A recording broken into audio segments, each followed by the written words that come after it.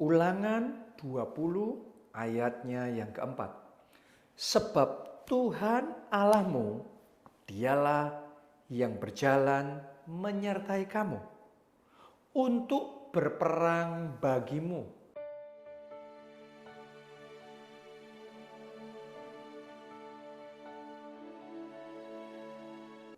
Oke, dia berjalan menyertai kamu untuk berperang bagimu, melawan musuhmu. Perhatikan, jadi dia berperang bagimu, melawan musuhmu, dengan maksud memberikan kemenangan kepadamu. Jadi ini yang Tuhan mau, maksud Tuhan adalah memberi kita kemenangan. Kemenangan di dalam peperangan. Nah, mungkin saudara bertanya, kenapa kok harus berperang? Hidup ini kan enaknya damai semuanya. Kita ngomong peperangan kita bukan melawan darah dan daging, tetapi melawan roh-roh jahat dan penghulu-penghulu di udara. Tapi ada war, ada yang namanya peperangan. Anda harus mengerti bahwa untuk kita itu bisa mengalami penggenapan rencana Tuhan di dalam kehidupan kita, kita harus tahu how to win the war. Bagaimana menang perang. Ya, dan untuk kita bisa menang perang, kita harus tahu bagaimana menekuk musuh, bagaimana melawan musuh, bagaimana mengalahkan musuh. Dan di dalam semuanya itu Tuhan berjanji, Tuhan mau menyertai kita, berperangnya bagi kita, melawan musuh kita, untuk memberi kita kemenangan.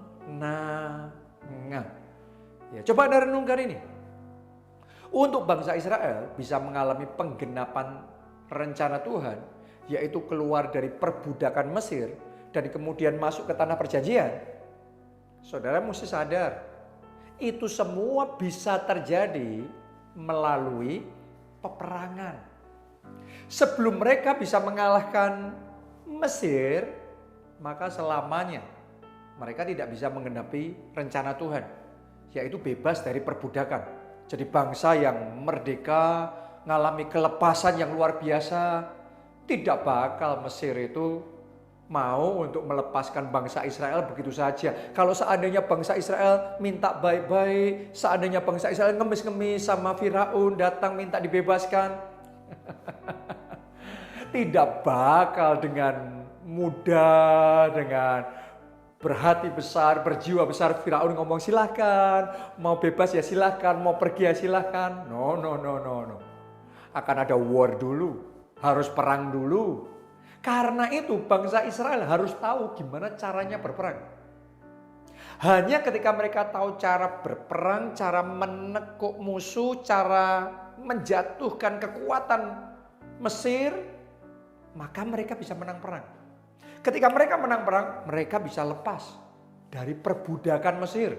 Untuk apa? Mengalami penggenapan rencana Tuhan, bahkan sampai masuk ke tanah perjanjian. Itu semua hanya bisa terjadi kalau mereka mengalami kemenangan. Kemenangan hanya bisa terjadi ketika mereka mau fight, mereka mau berperang. Dan ketika mereka berperang, mereka harus tahu cara menekuk musuh, cara menjatuhkan musuh, cara mengalahkan musuh. Baru bisa mengalami kemenangan. Nah, ini sebuah mindset yang harus kita punya dan dipahami oleh orang Kristen. Banyak orang Kristen nggak paham tentang pentingnya bisa menekuk musuh, mengalahkan musuh, dan merebut kemenangan. Sehingga kebanyakan orang Kristen konsepnya menunggu kemenangan. Menunggu tiba-tiba bisa menang sendiri, tiba-tiba bisa keluar dari perbudakan sendiri, tiba-tiba bisa keluar dari sakit penyakit sendiri, dari belenggu hutang bebas sendiri, lunas sendiri, tiba-tiba sukses sendiri, bisnisnya, keuangannya, tiba-tiba diberkati sendiri.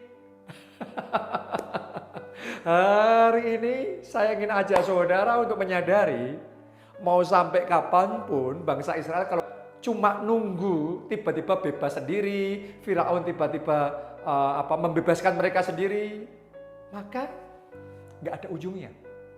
Mereka akan tetap ada di bawah perbudakan dan rencana Tuhan yang besar tidak akan tergenapi dalam hidup mereka.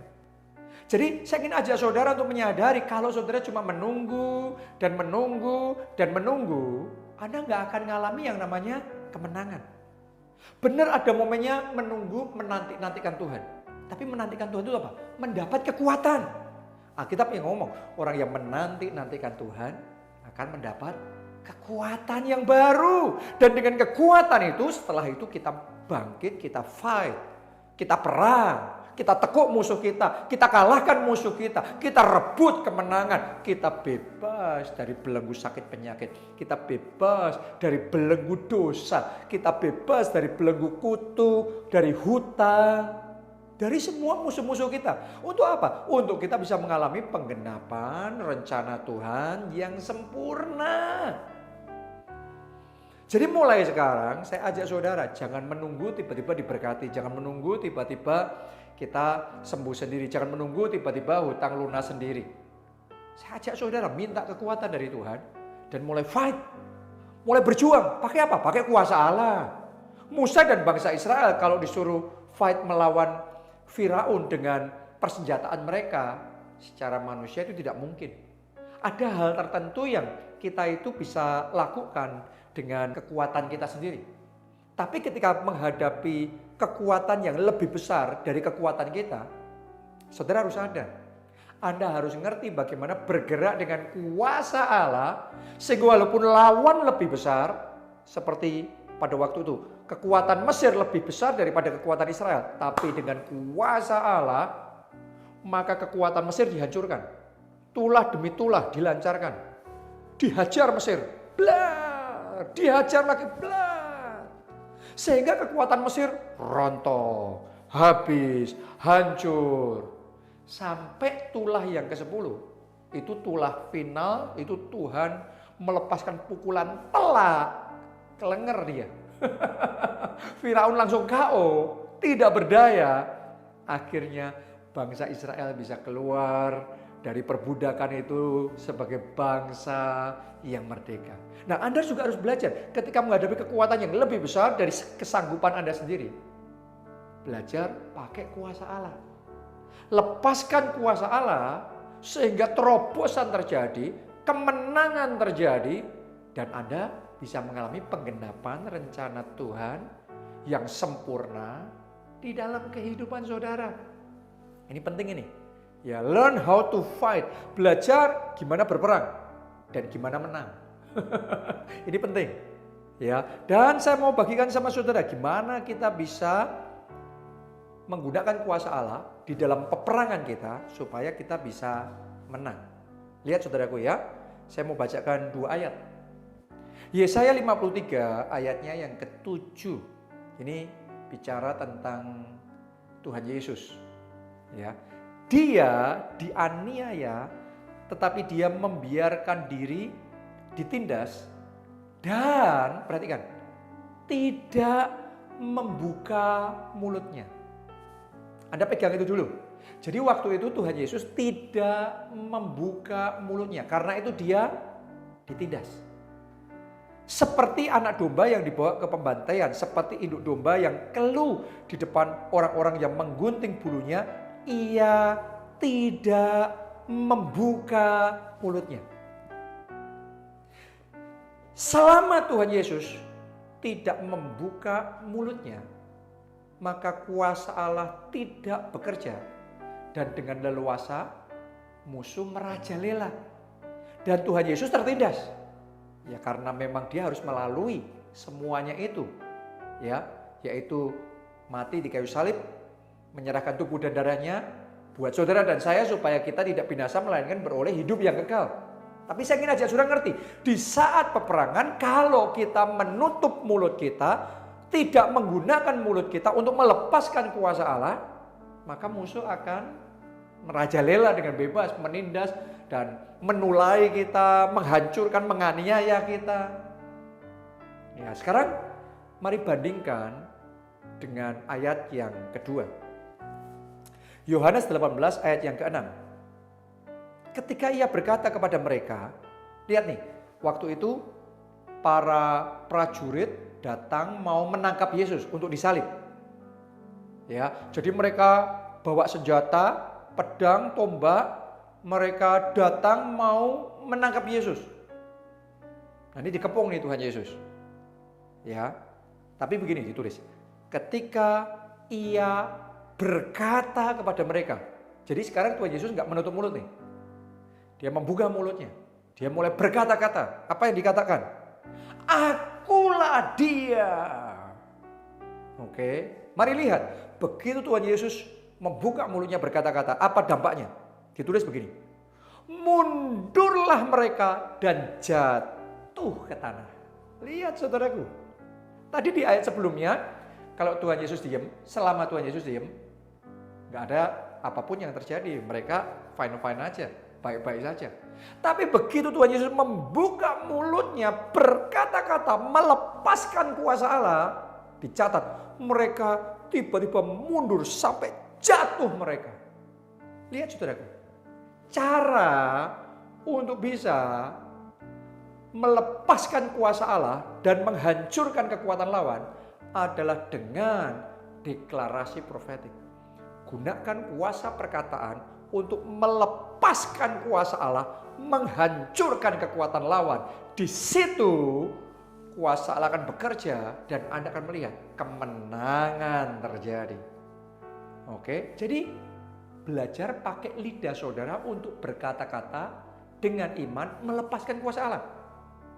Oke, kalau saudara mengalami stagnasi, kalau jalan saudara ketutup semuanya, nggak bisa bergerak kemana-mana, pakai kuasa Allah. Pintu-pintu terbuka dalam nama Tuhan Yesus. Semua kekuatan-kekuatan kegelapan yang berusaha menutup pintu dalam hidupku, semua kekuatan-kekuatan yang menjegal karirku, hancur, rebah, ditulai oleh Tuhan. Dan saat ini aku perintahkan, pintu-pintu terbuka. Pakai kuasa seperti itu. Pakai perkataan seperti itu. Sementara engkau berkata-kata, maka engkau akan melihat sesuatu pasti terjadi. Oke, saat engkau menghadapi sakit penyakit, saat engkau menghadapi kompetisi, saat engkau menghadapi tuduhan dan fitnah, saat engkau menghadapi perjuangan dan peperangan di dalam hidup saudara, belajar pakai lidahmu, lepaskan kuasa Allah. Anda akan melihat yang Anda deklarasikan, yang Anda perkatakan, Tuhan urapi, kuasa Tuhan akan bekerja. Di situ breakthrough terjadi, terobosan terjadi, kemenangan terjadi, dan rencananya yang besar bisa tergenapi dalam hidupmu. Oke, jadi mulai hari ini pakai perkataan saudara untuk mengerjakan mujizatmu. Jangan nunggu mujizat saudara tiba-tiba Tuhan yang mengerjakan sendiri. Oh, Tuhan sudah kasih kuasa sama kita kok. Ya, kamu akan terima kuasa kalau Roh Kudus turun ke atas kamu. Itu Kisah 1 ayat 8. Dan Anda sudah terima Roh Kudus, Anda terima kuasa Allah. Tinggal saudara pakai kuasa Allah, lepaskan. Kuasa Allah itu ngomong, I am blessed. Aku orang yang diberkati. Walaupun realitanya Anda penuh keterbatasan, serba kekurangan. Tapi saudara harus ngerti, itu keterbatasan, kekurangan itu part of the war. Itu bagian dari peperangan kehidupan. Kalau Anda lagi berperang, diperangi oleh kekurangan, keterbatasan, kemiskinan, dan Anda nerima, Anda pasrah, ya sudah nerima aja, ini nasibku, ini keluargaku. Ya, seperti tadi itu, selama Tuhan Yesus menutup mulutnya, gak ada yang terjadi. Terus dia dianiaya. Tapi kalau dia membuka mulutnya, dia mulai pakai kuasa perkataan, mereka mundur sampai jatuh ke tanah. Lihat saudaraku, bedanya. Jadi mulai hari ini katakan I am blessed. Aku diberkati. Saudara ngomong itu perkataan peperangan. Jadi saudara ngomong itu bukan sekedar untuk ngomong keadaan Anda sekarang, tapi Anda melepaskan kuasa Allah untuk mengubah keadaanmu sekarang.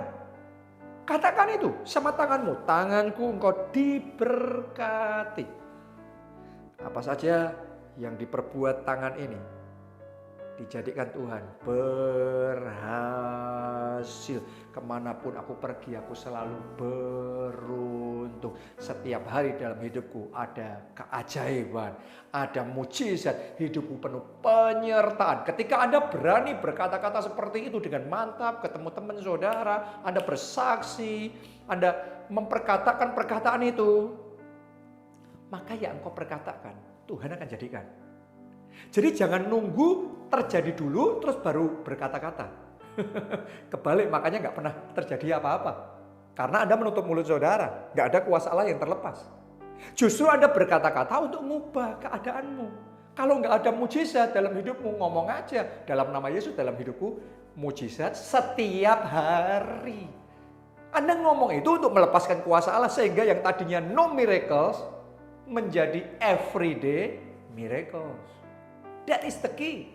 Itu kunci. Di dalam peperangan rohani Anda harus tahu menekuk kekuatan musuh, mengalahkan lawan, menerobos, merebut kemenangan. Bukan menunggu kemenangan, tapi merebut kemenangan. Dan mengalami penggenapan rencana Allah yang sempurna. Saya berdoa mulai hari ini babak baru dimulai dalam hidup saudara, babak baru yang penuh kemenangan. Salam keluarga Allah, Tuhan Yesus memberkati. Amin.